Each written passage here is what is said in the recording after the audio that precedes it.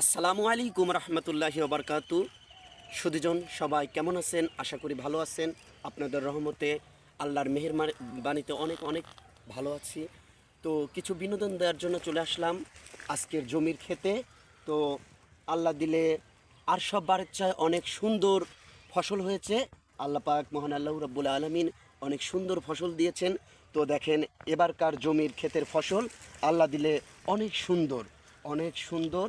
কেননা এবার পরিবেশটা অনেক অনেক অনেক ভালো। কেননা এবারকার পুঁইশায় কোনো বিঘত ঘটেনি ফসলে। কেননা আল্লাহ দিলে সব সরিষাতেই অনেক অনেক সুন্দর হয়েছে। কোনো ভুঁইতে দেখি নাই যে একটু খারাপ হয়েছে, একটু নিম্ন শ্রেণীর হয়েছে, না, আল্লাহ দিলে অনেক সুন্দর হয়েছে। তো আমরা কৃষকের কাছে গেছিলাম।